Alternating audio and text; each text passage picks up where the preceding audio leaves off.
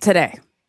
Hezly Rivera and Fred Richard are your U.S. all-around champions. We have the men's world team for Rotterdam, and we have breaking news from European Championships.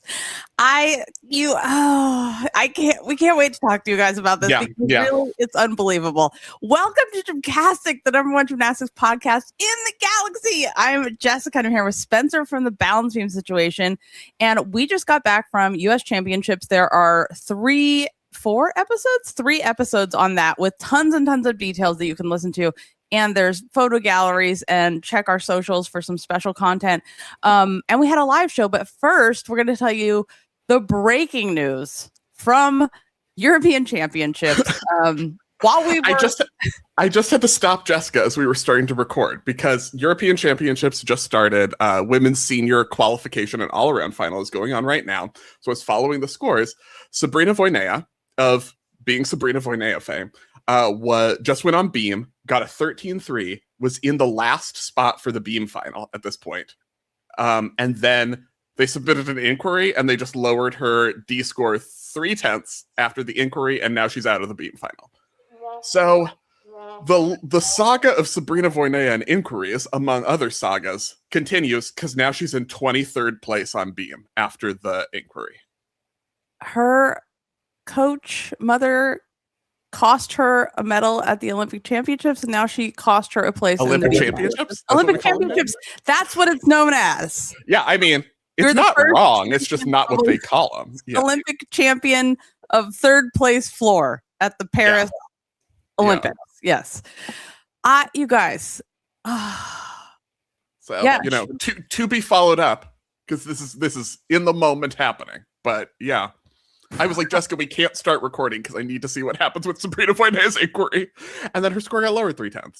Oh, it's rough, you guys. I don't know what to say about this. So while we're at championships, I'm watching this interview with so at the time that we went to championships in Phoenix, which is the best host city, please have everything in Phoenix because we could walk to everything. You don't need a car. There's a little train. There's restaurants that actually have staff. This was a great location. I mean, some people would disagree with like it being 115 degrees while you were walking around. It's a dry heat, Spencer. I loved it. I loved it too. I was like, so like 2 blocks that we walked between like an air-conditioned hotel and then an air-conditioned arena. Then you like un-air conditioned. I thought it was great. It was perfect. It's the greatest location they've ever had a championships at. So we know that European Gymnastics, or the FIG was like, we're letting Russia back in. And they were like, caveat though, because if you've already had an event planned and your country won't give a visa to Russians, then, you can still have your event.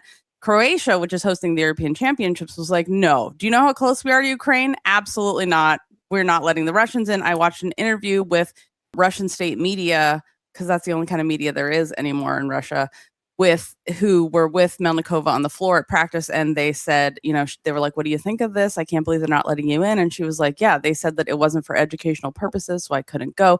It just really seems like they're trying to get rid of the best competition.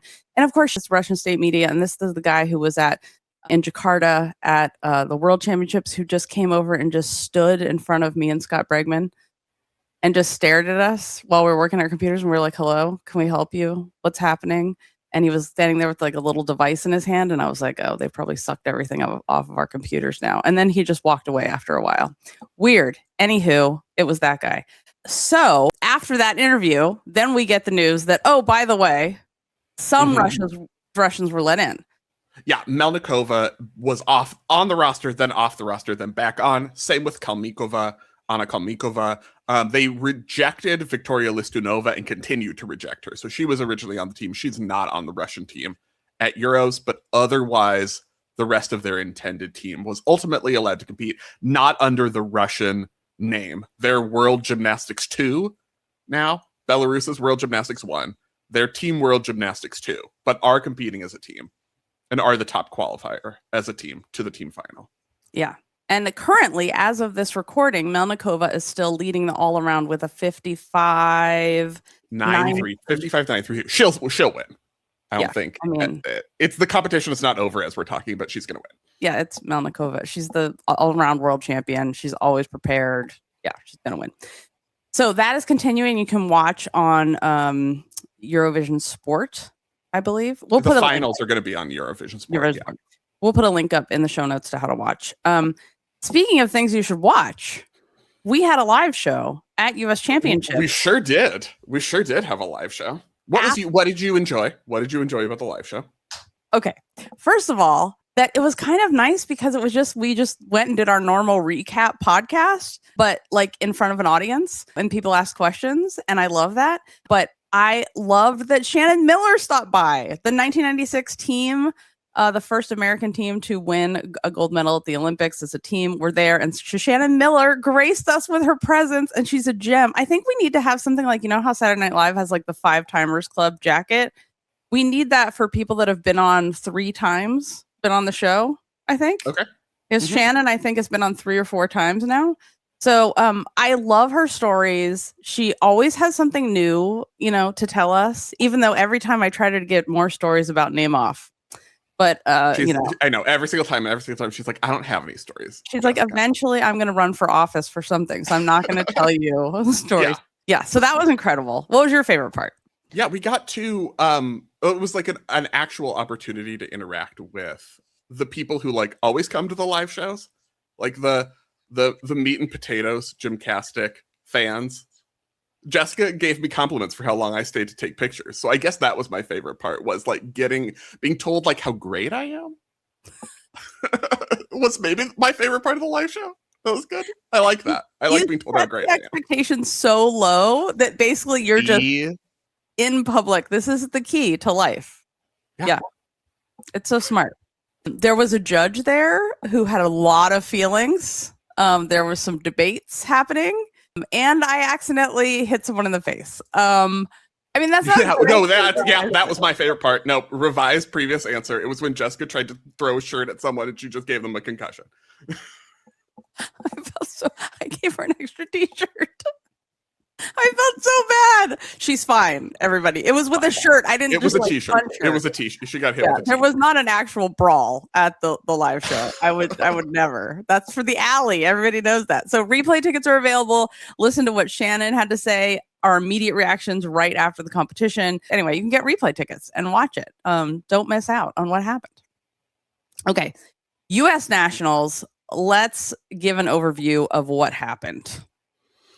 Yeah, Hezly Rivera, 2-time national all-around champion. Not an unexpected result, but after day 1, she was not winning, so she had to come back. She had to make a comeback. She kind of did with a 56.95 all-around score on day 2.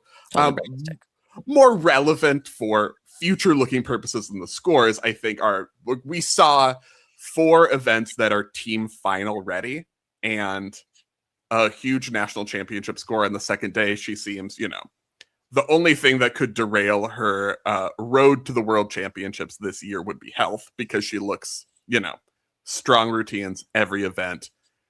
Was the national champion warranted national champion? Her performance deserved in the field. Her performance deserved to be the national all-around champion, I think. So, yep. It wouldn't have even been a question if she had a high to low transition on bars on day 1. But, other than that, no question. Yes. I hate to see the comparisons of Hezly just pulled off a Simone Biles. Don't compare Hezly to Simone Biles. Hezly is her own person. Let her be her own person. There will never be another Simone. Don't compare anyone to Simone. It's not fair. It's not. How did she pull off a Simone Biles? Like, what does that mean? 2-time all-around champion in a row, I guess, which has been done. Simone did more than 2. Right. But that's the thing. I'm like, it's not. Don't leave Hezly alone. That's just like, we need Simone Biles in the headline for SEO. Right. It doesn't have anything to do with Simone. Yeah. That's just like we put it into the SEO machine, and it was like, maybe try putting Simone Biles in the headline somehow to try to get some clicks. Carey pulled off a Simone Biles in one vault. Yeah. Yeah, it's ridiculous. Okay, there was some controversy about the scores. Yeah, there was some controversy about the scores because it did not seem relevant to what else has been happening in the world. Like when you compare what's going on in like floor execution scores at the continental championships that we're seeing, when we're seeing floor execution scores, you know, we talked a lot about Hezly's first day, which was not great landings for her for an 8-2 execution. Second day, much better, 8-5. Esponda got a couple 8-4-5s. And then we compare it to what's happening at like Asian championships, where Sugihara had the highest execution score in the floor final with an 8-2, which is like the max. Top Pan Am's final was an 8-0. We're just watching Euro's qualification all around day one, which I think is actually a relevant comparison, because I like the one thing I want to emphasize is like the problem with that I found with the scoring at the US Championship. It's not like all the other judges in the world are perfect paragons of accuracy and professionalism, and every score they do is perfect, and the US judges are a mess. It's not like that. We just saw at Euro's qualification, Manila Esposito did a beautiful floor routine for 8-0 execution. Angelina Melnikova also got an 8-0 execution for a routine that I do not believe was at the same quality. Like, It's not, I think those are disparate routines that got the same execution score. So it's not like, oh, this is all perfect because it's happening in Europe. But the point being, they maxed out at 8-0. Right.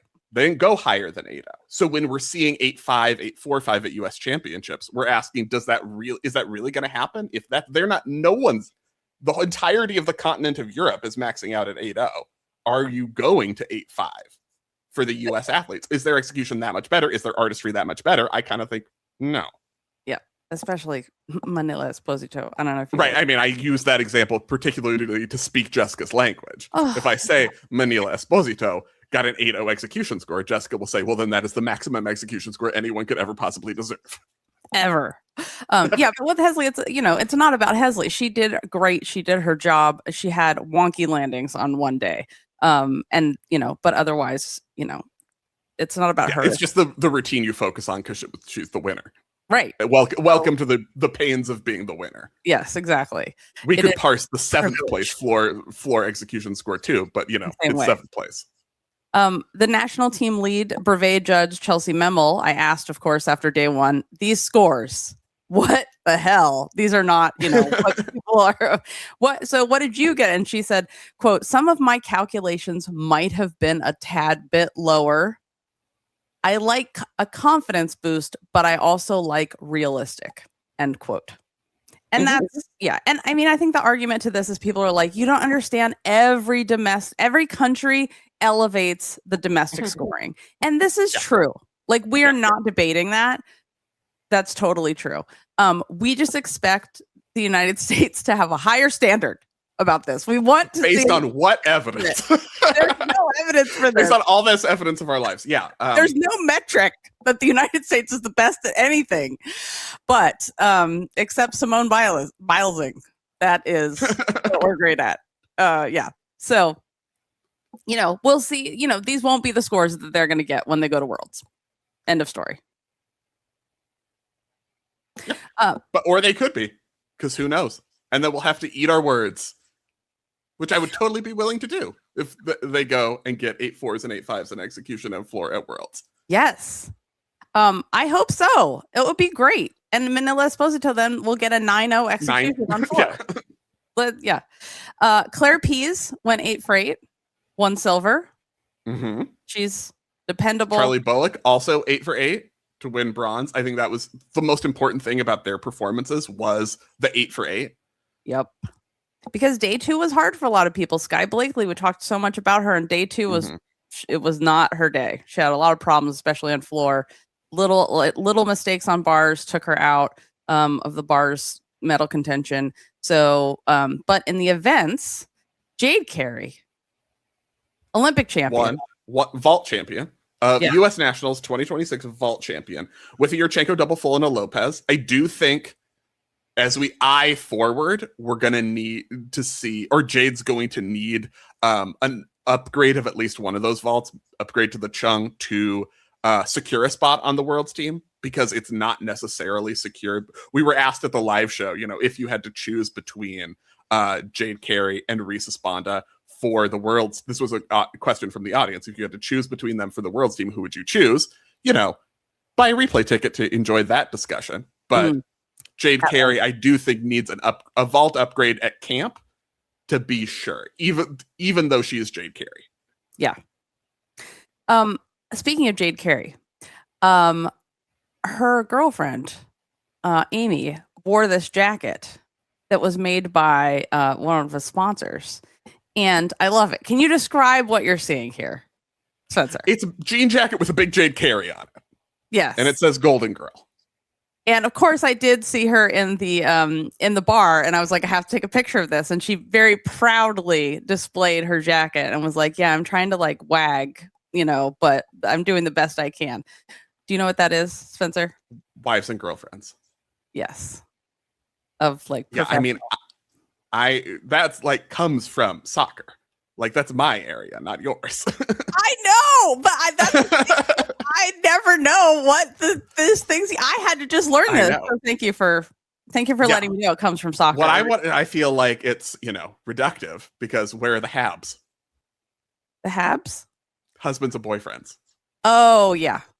This is the heated rivalry portion of the cheering section. Right. That's what we're looking for. I mean, and it was such a great men's championship because remember when it was like a huge deal when Josh Dixon was the first out elite man to ever compete at Olympic trials. We're just taking over. Like we're a dime a dozen. There's like three out men, and it's like not even a thing. It's just like, oh yeah, it's fine. Like or four maybe actually. Yeah, it's a great time to be alive, you guys. Here we are. Okay. Jade won. I'm going to say upset of championships was Claire Pease winning bars and not Sky Blakely or Charleigh Bullock because I thought it was the Sky Blakely versus Charleigh Bullock. Claire Pease said, no, you can use my bars routine in team final. I just won. Yep. Even though Sky did win the leotard competition of her designs with Nike, I would just like to say, and thank you to the person that wrote in with the full actual correct description of her leotard. As Jessica tried to describe some sort of like window boob situation, and I was like, what you're describing does not sound as elegant as you think this is. And then I saw the picture and I was like, oh, I get it. Now our junior winner won the leotard competition too. Addie Van Grinsven. This was divisive.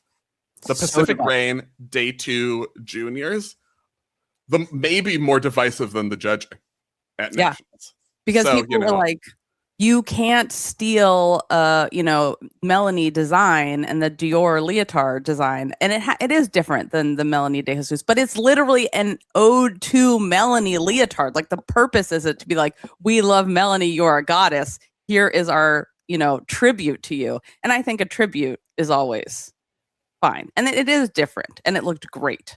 It is. Yeah. Oh, we also got the story about the diapers at the live show from what it was like to compete in the Nadia time. Don't miss that story. Yeah. From a gymnast who placed second to Nadia on the floor, by the way. Okay. Hezly won beam.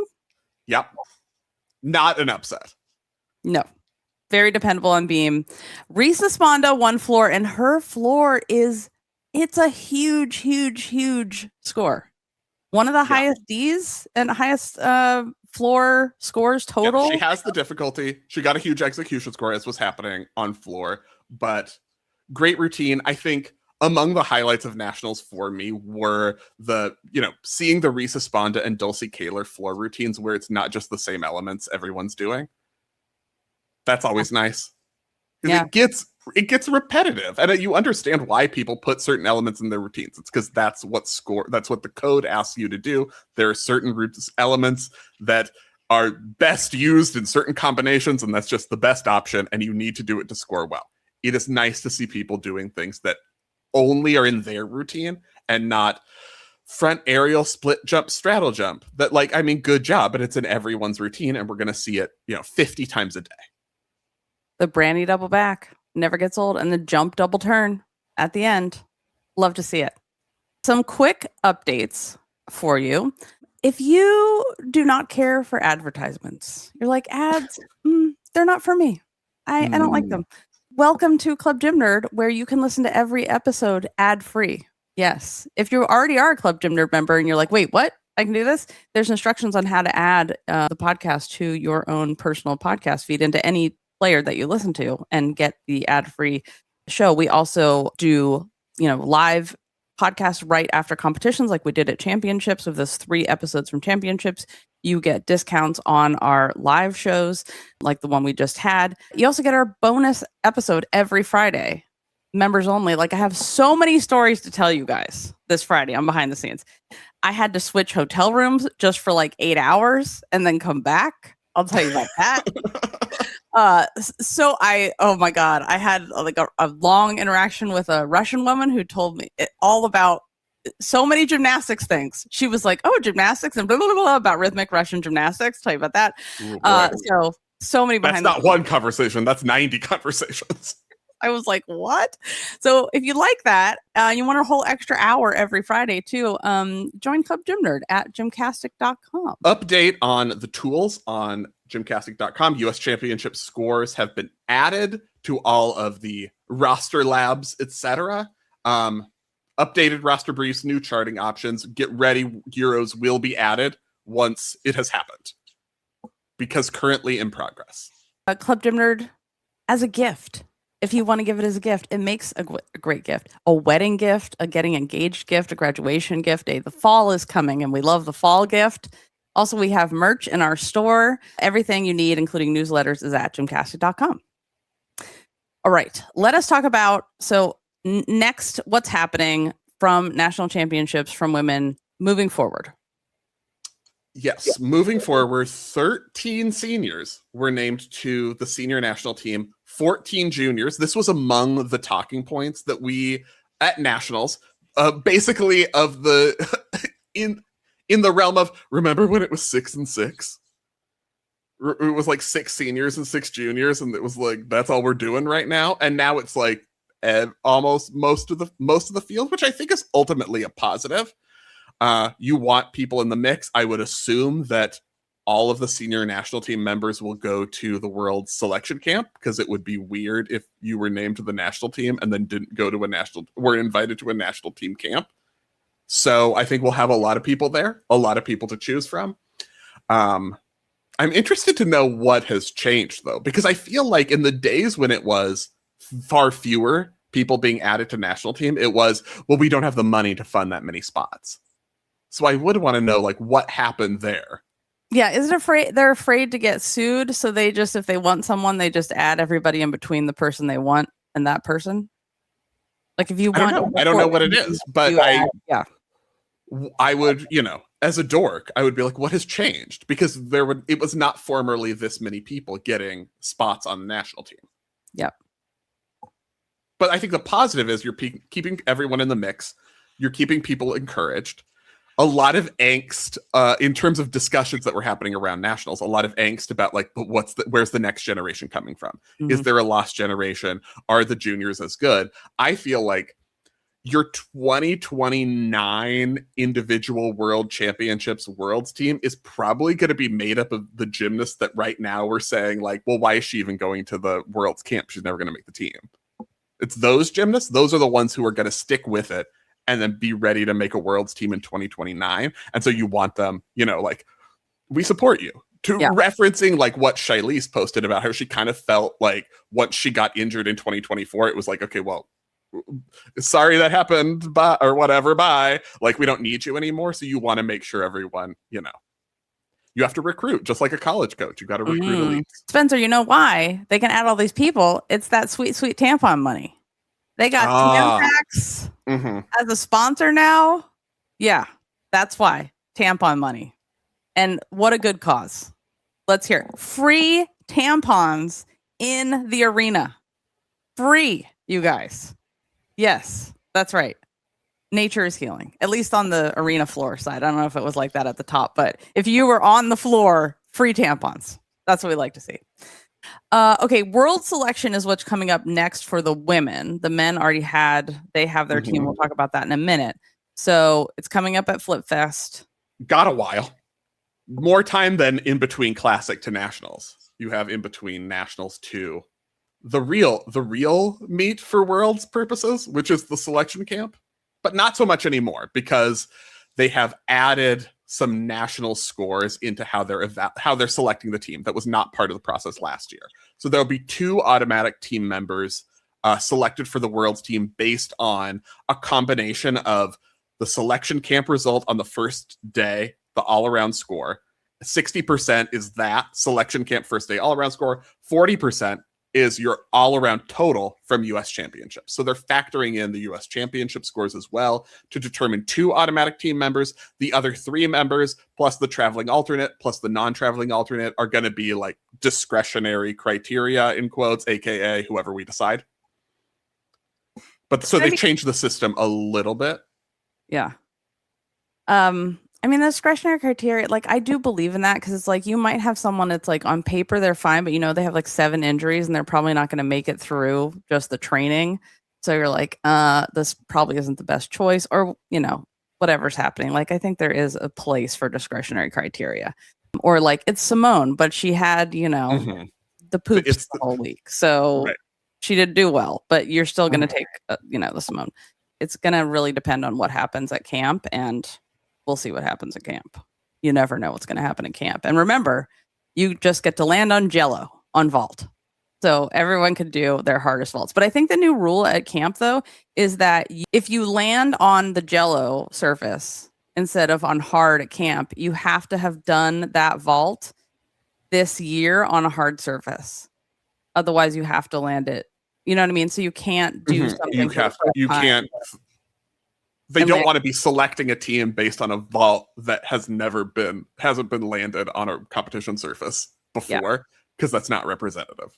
Exactly. So that's good. We like to see that. Okay, men's world team has been selected. Fred Richard, Whiskas, Lakin. Don't call him Danelle Leva. It's Lakin. Danila Lakin. And Nelson, as in triple backs, all the triple backs, and hoops, as in pommel hoops. That's not the name of the event, but if that helps your mind, then go for it. Yeah. Yule Moldauer's the what if the event was pommel hoops? You'd love it. You'd be in. So love it. It's a rhythmic hoop with pommel horse at the same time. Like, you have to do flares and throw the hoop up with your leg and catch it with the other leg while you're doing flares. Here we go. We fixed it. Finally, I will watch pommel horse, even when it's not the best people in the world. The non-traveling alternate, which, I think it's a terrible idea to have a non-traveling alternate. So it should be Cooper Kim happens to be on vacation training in the Netherlands during World Championships. Alternate is Cooper Kim of Stanford. So, or at least just like be able to do an exhibition at Worlds to display what a double pike should look like. Because it's zesty. His floor is showing everything at men's gymnastics. If you love the Cubans and the Soviets and the Namovs, you will love Cooper Kim. Like, he is showing the flair or zestiness on floor, as he calls it, that we all long for in a floor routine. Shane Whiskas actually won the all-around by the FIG points, so the no bonus scoring, Shane Whiskas won, which is huge for him. He's come back from so much injuries, losing his gym, all of that stuff. And then Fred won both days with the bonus, with the bonus system, which is in place, and that selects a team. Fred Richard won despite his pajama deduction with his long johns outfit and accidentally saluting the judges with his butt on day 1. Because he saluted backwards instead of saluting at the D judge. So he got a deduction, which is the correct thing for the judges to do. As much as we think it's very diva-ish for the judges, it's correct, because that is what would happen at the Olympics or at a World Championships, just like it happened to Simone, even though I think Simone's was a little questionable, because she did look at the judges with her arms up, and there was a lot of rainbow waving as I fly by sideways vault salutes here that didn't get that deduction. So the reason for this, I wanted to clarify, because I think we have to be also fair to the judges, even though it's hilarious and great for publicity for men's gymnastics. Between, Fred said he was going to win with his basketball team long johns outfit, basketball team in the snow in winter. That's kind of what he wears that it looks like. I still want to show off my arms, but I want to cover my legs.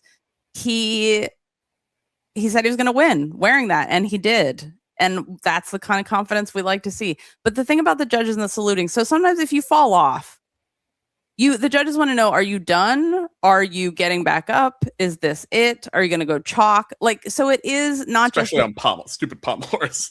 Because, if you watch a little boy's... Is that the dismount you wanted? Are you sure that's the dismount you wanted? You want to try it again? You want to go again? So that's why sometimes you need that moment of, okay, I'm really done now, even though it seems so obvious to us. Like on floor, you can't restart your music and go again, like unless there's, extenuating circumstances. There's a snake or a butterfly lands in the middle of the floor, which has happened. A bird, bats, never forget, PNG bat. So that's kind of why that happens.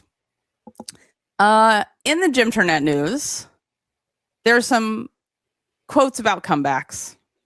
Suni posted on TikTok a day in the life of her training. She's like, yeah, I pretty much have all my beam and bars skills back, but I'm not really going to do like the serious strength training for a little while because I didn't want to be just totally dying in the beginning. I'm like, you're doing this without starting your strength training. Well, you freak. Allie did strength for a year before Mihai would let her do any gymnastic. And Suni's like, oh, I'm just going to be so sore. And my sister's going to do it with me because I just have to have someone else to go. I'm like, what? You are such a crazy freak. Yeah, so she's going to win the Olympics again, probably. Yeah, it's just insane, the stuff that she's done. I'm just never count Suni out because she's amazing. Shilese Jones told NBC Sports, the story still continues. She, I'm really enjoying my break right now and trying to stay strong, end quote. So we'll see what happens. And Jordan Chiles still waiting. The wait is still on, Chiles said to NBC. I definitely am going on a lot of vacations, so stay tuned. I think right now my mind is just focused on me personally, mentally. The wait is still on, end quote. And tomorrow is our behind the scenes episode, which is a bonus we do for our Club Gym members who support us all year and help us get to things like Phoenix for national championships, like Rotterdam for Worlds, like Jakarta last year for Worlds. And we talk about our lives, things that happen behind the scenes about doing this for a living. If it's interesting to you, how we ended up doing this. And Spencer got asked a question about that from the audience during championships. And I have so many behind the scenes stories to tell you guys. So much stuff we didn't have. I have a list, you guys, because I always have crazy travel stories and something always happens. And I have a lot of stories. Tell you. That is going to do it for us this week because we just wanted to give you guys a quick recap of what happened. And then tomorrow, and then we're going to start watching we've already started watching European Championships. And next week, we'll talk about it for reals next week. A lot to say. So much to say about European Championships because really going to be a preview of what happens at World Championships. So until tomorrow at noon Pacific, behind the scenes is always at noon Pacific on Fridays, a little lunchtime gift for everybody. Please remember to take off on gay, split on rights. Thanks for listening. Thanks for your support. And we'll see you on Friday for behind the scenes. Thanks for listening.